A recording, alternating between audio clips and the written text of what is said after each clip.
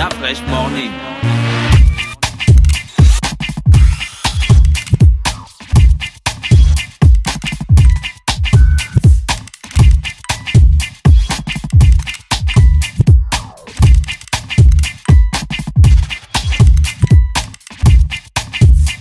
Le réveil matinal le plus haut de la capitale sur leur radio. La plus haute de la capitale. C'est reparti sur les 104.5 Urban FM avec Mosley. Mosley, rebonjour. Rebonjour Dafresh. Donc le gouvernement a pris des mesures. Oui, le gouvernement a pris un certain nombre de mesures. Micro.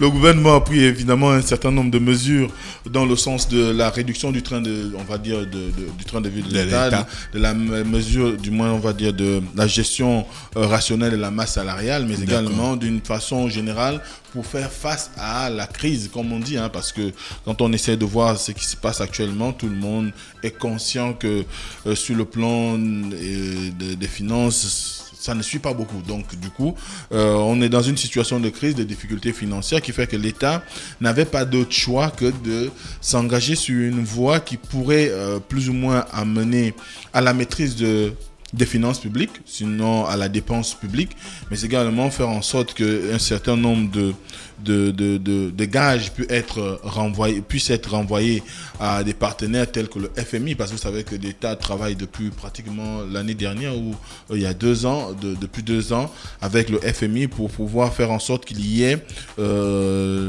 l'arrimage avec ce qu'ils appellent le plan de relance économique, faire en sorte que sur le plan économique, le Gabon puisse redécoller, et surtout que nous le savons tous au niveau international, il y a toujours une situation de morosité liée au cours des prix du baril de pétrole. Donc à ce moment-là, cette principale matière première, du moins cette principale ressource qui est à la base de la confection du budget de l'État, fait qu'à un moment donné, nous nous retrouvons dans cet environnement qui fait que, on en vient à se décider à mettre en place un certain nombre de mécanismes qui pourraient faire en sorte que l'État parvienne à supporter sa charge, parvienne à continuer à assumer ses missions régaliennes au quotidien. Donc, c'est ce qui nous amène ce matin, et tout le monde a pu lire le communiqué final du Conseil des ministres en date du jeudi 21 juin dernier, au Conseil des ministres au cours desquels il a été décidé de la baisse de 5, on dit de l'application d'une décote de 15% de traitement de l'ensemble des institutions et autres autorités administratives, de la décote de 10% sur les rémunérations des cabinets, la décote de 5% sur les autres fonctions administratives, la réduction des effectifs des cabinets du président de la République, du Premier ministre, des ministres et du secrétaire général du gouvernement, réduction des effectifs des cabinets des autres institutions et des autres autorités administratives indépendantes, dénonciation de contrats de tout contractuel ayant plus de 60 ans, y compris tous les fonctionnaires maintenus en activité ayant plus de 60 ans. Mise à la retraite immédiate des agents absents pour cause de maladies de longue durée. Examen des situations administratives, avancement et reclassement après 2015, examen des situations des agents publics en service dans l'établissement public et percevant une double rémunération, d'audit de la masse salariale, interdiction de recrutement de la main-d'œuvre non permanente, gel des recrutements en qualité de contractuel hors statut des agents déjà à la retraite, gel des concours, des mises en stage, des titularisations, avancement et reclassement pour une durée de 3 ans et assainissement du fichier de titulaires de fonctions pour évaluer le niveau des indemnités indues, et enfin réduction de la taille du gouvernement. Donc ce sont un certain nombre de mesures qui ont été mises en place, dont l'objectif est vraiment de faire en sorte qu'il y ait une maîtrise plus ou moins de la masse. Alors on parle de la décote de 15 et 10% et de 5% sur le traitement de l'ensemble des institutions et autres autorités administratives. On voit bien que ici, lorsqu'on parle de cette décote-là, il s'agit simplement d'engager les postes de responsabilité tels que les ministres, les directeurs généraux, ceux qui sont chargés d'animer le fonctionnement de l'administration au quotidien. Donc à ce moment-là, on ne touche pas en réalité les petits salaires. Donc, et quand on va un peu plus loin, on voit, parce que c'est aussi une situation qui a du moins causé beaucoup de discussions. Quand on parle de la décote sur les autres fonctions administratives, les gens gens n'ont pas bien compris de quoi il revenait. Je ne suis pas porte-parole du gouvernement, mais ce que j'aurais appris, c'est qu'aujourd'hui, il s'agira de faire en sorte que tous ceux qui occupent un poste de responsabilité, comme je l'ai dit tout à l'heure, chef de service, et en tout cas une nomination. Parce que c'est ce qui fait plus simple dans notre pays. Quand on dit une nomination, ceux qui ont été nommés pour occuper un poste de responsabilité, en fonction on va dire, du statut de leur fonction, eh bien, ils auront soit une décote de 15%, une décote de 10% ou une décote de 5%. Donc, ça rentre en compte dans ce qu'on veut mettre en place comme mécanisme faisant appel au soutien de la dépense publique. Ensuite, on a la réduction des effectifs des cabinets du président de la République, du Premier ministre et des autres membres du gouvernement. On se rend bien compte qu'aujourd'hui, quand on fait un tout petit peu le petit calcul, on est autour on va dire à peu près 20 à 30 agents qui tournent autour d'un ministre ou d'un cabinet ministériel. Et à ce moment-là, ça fait que quand on essaie un peu de voir le système qui est aujourd'hui, celui qui est le leur en termes de traitement, parce qu'on est sorti du mécanisme qui voulait que quand vous étiez agent public et on vous nommait un poste de responsabilité, vous aviez une indemnité.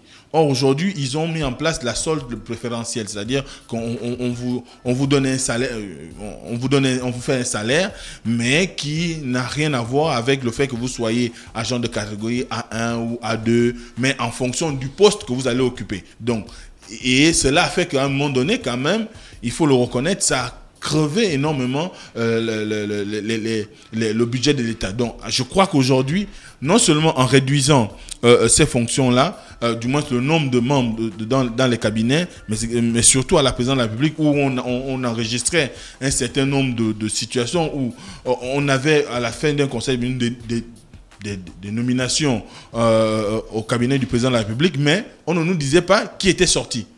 Donc à ce moment-là, étant donné que c'est un décret qui décide de l'annulation d'un autre et que c'est lors de la lecture du communiqué final du Conseil ministériel qu'on doit nous dire, par exemple, Dafresh a été nommé en remplacement de Fallon, par exemple. Le parallélisme des formes. Voilà. Cette situation ne se faisait plus. Donc du coup, dans l'esprit de nombreux Gabonais, ils se disaient, mais chaque fois on nomme dans les cabinets, mais on ne voit personne en sortir. Juste par les seuls qui étaient indiqués qu'on les avait remplacés sont ceux qui faisaient valoir leur droit à la retraite. Donc à ce moment-là, est-ce que ce n'est pas le trop plein de ces gens-là qui sont restés sans qu'on ait eu à les remplacer, mais on a ajouté d'autres agents dans les cabinets qui fait qu'aujourd'hui, on se rend bien compte qu'on ne peut plus supporter le traitement qui devrait être le leur. Ensuite, on a le départ à la retraite ou gel de recrutement des contractuels. Là aussi, c'est un point important parce que vous avez aujourd'hui une bonne catégorie des agents publics qui sont recrutés en situation de contractuel. Et même, on est arrivé à une situation où des gens, c'est vrai, qui avaient déjà atteint l'âge d'aller à la retraite, faisaient appel à l'État pour qu'il continue à travailler. Et ça aussi, ça participe à ce que non seulement il n'y ait pas de circulation des élites, mais aussi du fait qu'on se retrouve dans une situation où on continue à payer à des gens un salaire peut-être qui ne leur revenait plus de droit, mais cela a contribué à alourdir encore un peu plus la masse salariale. Bon, il y a un certain nombre de mesures comme ça qui ont été prises, mais qui ont pour ambition, comme je l'ai dit tout à l'heure, de faire en sorte que l'État puisse maîtriser sa masse salariale. Mais la question qui se pose aujourd'hui est que quand on regarde un tout petit toutes ces mesures, c'est vrai que lors de sa conférence de presse, le porte-parole du gouvernement, de la présidente de la République, a fait savoir que cela permettrait à l'État de faire des économies de l'ordre d'à peu près 7 milliards. C'est vrai qu'un journaliste lui a posé la question de savoir comment et quel est le critère qui a prévalu pour pouvoir arriver à déterminer ce montant. Il a expliqué que c'est simplement en étudiant la masse salariale. Mais ce qui est sûr, c'est que quand on voit aujourd'hui les autres mesures qui ont été annoncées et qu'on nous dit qu'il y aura un audit de la masse salariale, ça sous-entend qu'en réalité, lorsqu'on annonce qu'on va faire des économies de 7 milliards, on est peut-être allé... 70 milliards, pardon. 70 milliards, on est allé un peu plus on a les 13 on a annoncé des chiffres, peut-être qu'on ne maîtrise pas. Mais à ce moment-là, il y a quand même beaucoup d'autres questions qui se posent, parce qu'il reste que on a dit qu'on va on va abaisser les montants, mais on précise encore que ceux qui seront à moins de 650 000 francs ne vont pas connaître, leurs salaires ne seront pas touchés, d'après ce qu'on nous a dit. Maintenant, après, il faut qu'il y ait derrière un accompagnement, une campagne de sensibilisation auprès des agents publics, parce que ça concerne en premier les agents publics, parce que beaucoup aujourd'hui sont dans l'optique de se dire, ben, le ministère, le gouvernement ou l'État a pris un certain nombre de décisions, mais qui sont de nature à ne pas nous satisfaire. On voit par exemple le cas du gel des concours. On sait que cette année, il y avait par exemple des concours programmés à l'ENS. Ces concours-là ne se feront plus. Or, avant, on a des gens qui ont déjà 5 ans en tant que stagiaires au niveau de l'éducation nationale qui aimeraient bien revaloriser leur statut, étant donné que l'avancement automatique ne suit pas. Donc, on est bien obligé de chercher à chaque fois à repartir en stage pour faire en sorte qu'on puisse bénéficier d'une nouvelle, d'un nouveau statut au niveau de la fonction publique. Mais en gelant ces concours-là, on va se retrouver avec des gens qui ont 5 ans, 6 ans, 10 ans à la fonction publique en qualité de stagiaire et qui vont encore ajouter 3 années de plus. C'est qu'à ce moment-là, on se pose la question, est-ce que la décision a été bien mûrie? Et on sait que souvent, les grèves qui ont toujours eu cours à l'éducation nationale ont toujours été en rapport avec le statut administratif des agents publics, notamment des agents des professionnels de l'éducation.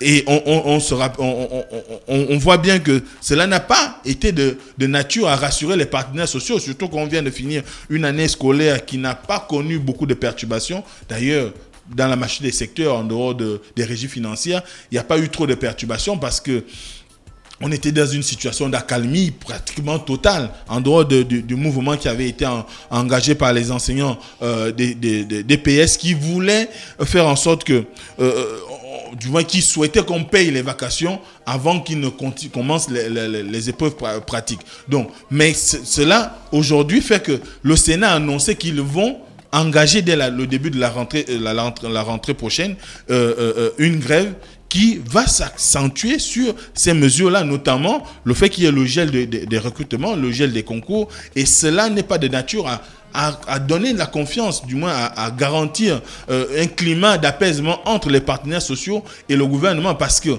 c'est vrai, on veut alléger la masse salariale de l'État, mais quand on voit aujourd'hui le problème qui se pose, est-ce qu'il est sur les petits fonctionnaires, est-ce qu'il est sur les questions de reclassement, mais c'est beaucoup plus sur le traitement qu'on réserve à un certain nombre de hauts fonctionnaires. Parce que quand on regarde aujourd'hui, c'est vrai, on dit qu'on va faire une décote de 15%. Par exemple, pour un membre du gouvernement, en réalité, ça ne le touche pas. Parce que si un membre du gouvernement tourne autour de, on va dire 5 millions... 3 millions et demi. 3 millions et demi, 5 millions de salaires, en fonction, si on tient compte du ministre d'État et ministre... 3 millions et demi voilà. Par mois. Voilà, par mois, et on vient faire une décote de 15%, ça revient à combien, Gina, toi qui es forte en maths? 3 millions et demi, 15%, ça fait 525 000 à peu près. Voilà. C'est l'argent des petites. Voilà, c'est l'argent qu'ils dépensent juste pratiquement en une journée. Ça, c'est un ministre responsable, il n'a pas de petites. Et ce n'est même pas une question de juste salaire, tu vois. Moi, c'est parce qu'ils ont des salaires. Exactement. Mais ils ont aussi des avantages. Des avantages. En tant que ministre, où on leur donne des choses au trimestre, où on leur donne les encore fonds politiques, voilà, de l'argent pour leur permettre de faire les campagnes électorales et ce genre de choses. Donc, en fait... Est-ce que vous êtes sûr de ça? Bien sûr. La fois, ça existe, hein? Ça existe. C'est sorti. Récemment, il y a une étude qui a été publiée par Maï Moussi, qui est désormais un des grands analystes économiques de notre pays. Il a révélé les salaires des hauts cadres, notamment des ministres, des députés et des sénateurs. Mais quand on regarde cette grille-là, on voit bien qu'il y a des gens qui ont un traitement qui, à la fin, malgré les décotes de 15%, on ne va pas parvenir à les inquiéter en réalité. Or, ce sont eux qui achètent les véhicules de 90 millions, ce sont eux qui roulent dans des véhicules de 100 millions, ce sont eux qui habitent des maisons louées par l'État à hauteur de 2-3 millions de francs, ce sont eux qui ont du personnel qui sont à la charge de l'État, ce sont eux qui ont un certain nombre d'avantages, notamment des missions à l'étranger, qui parfois reviennent cher à l'État. Donc à ce moment-là... Et ils voyagent en business. Et voilà. C'est 6 millions. Air France, aller-retour, ça te fait peut-être 12. Ah, tu vois, oui, Gina. Je Donc, pense si que tu, as les 4, mesures... si tu as 4 personnes qui vont en mission et ils sont en business, donc 12 fois 4. Je pense que les mesures en elles-mêmes sont louables. Tout dépend maintenant de comment on fait pour passer de la communication à l'application. Parce qu'il va falloir faire en sorte que ce soit concret. Par exemple, pourquoi un ministre qui travaille en ville, qui travaille dans le centre-ville, qui n'a pas une mission, qui nécessite qu'il aille sur le terrain ou je ne sais pas quoi, a besoin d'avoir un 4x4 qui coûte 100 millions par exemple. Ça, c'est des choses qu'il faudra, si on a véritablement envie de montrer au commun des Gabonais, dont je fais partie, qu'écoutez, on est en train de serrer la ceinture, il faudrait de vraies mesures fortes, où on achète des voitures qui coûtent pas très cher, où on commence à utiliser des gens pour le travail qu'ils sont censés faire. Dans les ministères, j'en parlais ce matin avec Dafresh. Pourquoi quand le ministre arrive, il arrive avec son cabinet, des potes, des copains et des coquins qu'il a recrutés là-bas, ces petits machins et tout qui constituent son cabinet. Le cabinet devient maintenant le bras de travail, je n'ai pas envie de dire armé, du ministre. Donc tous les employés ou tous les fonctionnaires du ministère, la plupart du temps, ils n'ont plus de taf. Ils s'asseyent, ils lisent juste les journaux. Donc il faut arrêter avec ces histoires de gonfler les cabinets là, parce que ça ne sert à rien. Il y a des gens qui travaillent dans les ministères qu'il va falloir utiliser. D'un autre côté aussi, un point qui est tout aussi important, c'est celui du poste de chargé de mission politique. Je ne m'y connais pas en politique, tu t'y connais mieux que moi, Moslem, mais le meilleur endroit pour quelqu'un qui fait de la politique reste encore un parti politique. Pourquoi un chargé de mission politique doit être payé avec l'argent de l'État? Ça n'a pas de sens. Il n'a qu'à aller signer, ou s'il a signé ou quoi que ce soit dans son parti politique, et son parti politique se charge de lui donner sa rémunération mensuelle. Donc sur le principe, je trouve que les mesures sont intéressantes en fait. Mais voilà. Non, dans l'ensemble, tout le monde convient qu'il fallait prendre ces décisions courageuses. Mais le problème, c'est, comme on l'a dit tout à l'heure, est-ce qu'on aura suffisamment on aura suffisamment d'audace, de courage? Si on a déjà commencé par prendre les décisions, c'est que les gens sont les... Dafresh, aujourd'hui. Là, tu vas encore te référer au passé que, ouais, avant, on avait fait mais le passé nous permet de nous situer par rapport au présent et l'avenir. Il faut être optimiste. Regarde, là, tu es en train de faire le Gabono pessimiste. Je ne suis pas au Gabono pessimiste. C'est toi qui as emmené ça ici le matin. Je ne donne pas mon avis. Je ne donne pas mon avis, mais je suis en train de relater ce qui peut être compris par les populations, parce que quand tu regardes l'historien, c'est celui aussi qui s'est observé. Oui, donc il y a une situation qui est présente. Mais sauf que le passé est le principal outil, outil de l'historien. Le passé peut être considéré comme des erreurs aussi. Oui, pour les gens intelligents et des gens dynamiques et visionnaires, ils usent du passé pour préparer l'avenir. C'est pas faux. Donc si les autorités en place ont décidé de prendre des mesures drastiques pour relever le niveau de vie ou bien le niveau de considération de l'État gabonais à l'international, observons les choses, comment ça va se faire. On observe, mais regarde une situation. Je ne peux pas regarder puisque l'observation n'est pas encore arrivée. On prend un pan simple. Tu veux revenir dans le passé? Non, on prend un pan simple. Tu veux revenir dans le passé? Ils énoncent, le gouvernement, notamment l'État énonce le fait qu'il y aura la mise sous bande de caisse, par exemple, des agents publics au mois de juillet. Ça sous-entend qu'on veut savoir qui travaille, qui ne travaille pas. On sait on avait fait l'audit. En 2009, on a fait la même situation. On a parlé de ça avec Gina. En 2005, on a eu la même situation. Aujourd'hui, qu'en est-il clairement? On ne sait pas. Donc il faudrait que... Eux-mêmes, ils rajoutent les noms de leurs parents. Exactement. Chacun arrive, il fait la promotion de X ou Y sans tenir compte du fait que ça peut peser sur le budget de l'État. Vous allez voir qu'il y a des secteurs aujourd'hui qui ont moins d'argent, mais qui sont un gouffre à sous. Vous avez des institutions qui, en réalité, sont demandées à disparaître. Une institution comme le Sénat. En réalité, le Sénat nous sert à quoi au Gabon? Est-ce que tu as fait une étude politique pour venir dire ça, que le Sénat nous sert à quoi? Est-ce que tu as fait une étude? Pose la question, non? Je pose la question. Mais je ne suis pas le seul à me poser cette question. Parce que ça peut-être les gens qui se posent des questions comme les questions du passé. Ça part de là. Ensuite, parce que c'est le Sénat qui fait que le pays ne fonctionne pas bien. Mais le Sénat, c'est de l'argent. Non, c'est de l'argent. On cherche à limiter les dépenses. On pouvait avoir un Sénat et puis un Sénat limité en termes de dépenses. Faut pas voir le fait qu'il y a un problème de pognon, que tout est devenu inutile.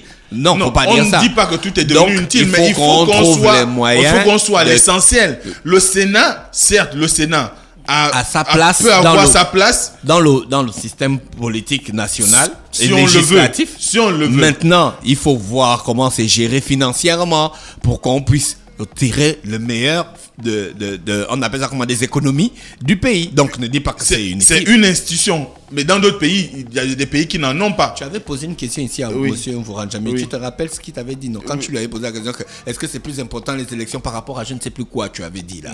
Et il t'avait dit que quelle est la chose la plus importante pour des populations d'être représentées à l'Assemblée nationale? L'argent. Mais tu parles de l'Assemblée nationale, c'est pas le Sénat. Ouais, mais c'est un exemple. Le Sénat. Les collectivités locales, c'est important aussi pour la société. Les collectivités, il y a des pays qui n'ont pas de Sénat, mais qui ont des collectivités locales. C'est pas un rapport direct. Quel pays, par exemple? Le Sénégal. D'accord. Bon, on peut en citer, il y en a plusieurs. On peut partir sur la base du fait qu'aujourd'hui, à quoi nous sert en réalité un vice-président de la République? Moi, je ne sais pas. Mais il a un cabinet, il a un traitement. Je ne sais pas. Ensuite, on peut continuer. Il y a d'autres institutions, il y a d'autres mécanismes aujourd'hui. Il y a même des agences en doublon qui aujourd'hui consomment... Je suis d'accord avec toi, sur les agences. Voilà, qui consomment énormément de budget, mais qui n'ont aucun rendement sur les attentes des populations. Ensuite, on se retrouve dans cette situation où on doit faire en sorte qu'il y ait des économies. On nous annonce qu'on va réduire le gouvernement de la République. Bon, on ne nous a pas dit à quel moment on va le faire. Est-ce que c'est après les législatives ou avant les législatives? Mais voilà pourquoi je te dis, observons. Oui, nous observons, mais... ce sont des questions que nous avons aussi le droit de nous poser ces questions-là. Alors, j'ai un auditeur qui envoie ses propositions. On aurait pu faire autre chose. Numéro 1, paiement effectif des dettes de l'État aux PME, qui devront ensuite investir à leur tour. Numéro 2, suppression des institutions qui ne servent à rien. Le CND et les autres. Je dis, je ne fais que lire ce que l'auditeur a dit. Numéro 3, suppression de certaines agences. Numéro 4, arrêter avec des nominations fantaisistes. Voilà. Pourquoi on ne prend pas les intellectuels de l'université, les économistes, là on les met dans une salle et qu'ils réfléchissent? Mais le gouvernement on le fait à chaque fois. Mais d'affaire, le gouvernement n'a pas pris les mesures là. Disons qu'il y avait un gars qui s'est levé et puis qui a pris ça. Ouais, c'est que ça fait partie de quoi? De la task force, non? Qu'ils ont organisé. Où il y avait le premier ministre qui était dedans. Au Cap. Au Cap. Ok, moi c'est pour terminer. Donc, pour terminer, on nous dit qu'on va réduire la taille du gouvernement, mais encore qu'il faut qu'on fasse l'effort aujourd'hui. C'est vrai que le Premier ministre nous avait dit ici que le gouvernement répond à un besoin de représentativité de toutes les zones, du moins tous les départements de la nation en termes de géopolitique. Mais aujourd'hui, il faut qu'on redonne au Parlement, notamment à l'Assemblée nationale, son rôle de représentativité. Parce qu'un ministre n'est pas forcément le représentant du peuple. Un ministre est là pour faire en sorte qu'il y ait des actions concrètes qui apportent le développement au Gabon. Mais quand on nous dit qu'il faut avoir 48 ministres ou 42 ministres... Qui t'a dit ça qu'il faut avoir 48 ministres? C'est ce que le Premier ministre avait dit sur notre plateau. Voilà, on a encore le passage. Mais à ce moment-là, ça veut dire que c'est une façon de dire, parce que quand on lui pose la question... Je précise seulement parce que les auditeurs vont dire que tu as dit. Tu es un intellectuel, tu es un scientifique, tu es un historien. On observe la situation. Nous observons. On observe jusqu'à quand? Disons, on est en quel mois là? Nous sommes en fin juin. On observe jusqu'en août. C'est en juillet qu'ils seront sur banc des questions. On attend fin août pour faire le point. À la rentrée des classes, on va voir les mesures qui ont été prises, comment elles avancent. On accorde le bénéfice du doute aux institutions nationales. Mais personne ne dit qu'on n'accorde pas le bénéfice du doute. Comme tu as dit, c'est l'applicabilité. Parce qu'il ne faudrait pas qu'on oublie l'application de ces mesures-là qui ferait que... L'applicabilité. C'est quoi? Non, c'est la capacité applicable. Le caractère applicable d'une décision. Tu étais sur la bonne voie? J'ai dit où? Pourquoi tu as changé? J'ai dit où? C'est parce que Gina t'a plongé dans le doute. Non. Moi, je n'ai pas dit que ça ne se disait pas du genre. J'étais surprise par le mot. Ça arrive. C'est le caractère applicable. L'applicabilité ou l'application. Donc, à ce moment-là... Donc, moi, j'aime quand tu es intellectuel comme ça. Il faudrait que, au niveau de la mise en place de ces mesures-là, que les gens ressentent qu'il y a un réel besoin de faire en sorte que les populations aient une meilleure lecture de ce qui se passe. Il ne faudrait pas qu'on nous dise on va réduire le gouvernement et qu'on se retrouve à 30 ministres. Ça n'aura changé rien du tout. D'accord. Merci Mosley qui est avec nous ce matin sur les 104.5. Tu voulais encore ajouter? On t'a déjà dit que c'est fini. Mais d'affaire, on réduit Gina, le train de vie. On doit aussi... Merci Mosley. On doit arrêter de consommer le champagne aussi. Mosley. Merci Monslette d'être avec On nous a- ce matin. René Ruth aussi est avec nous sur les 104.5 Urban FM, la station urbaine dans le Da Fresh Morning. René Ruth, bonjour. Le réveil matinal le plus hot de la capitale sur leur radio. La plus haute de la capitale. Du lundi au vendredi, de 7h à 10h, reçoit 104,5 tonnes de musique dans le Da Fresh Morning. Urban FM 104.5, la station urbaine. Vous écoutez Urban FM 104.5, la station urbaine.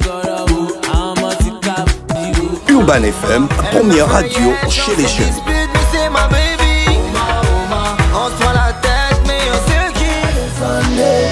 Urban FM, la radio des musiques urbaines. Urban FM 104.5, la station urbaine. Da Fresh Morning.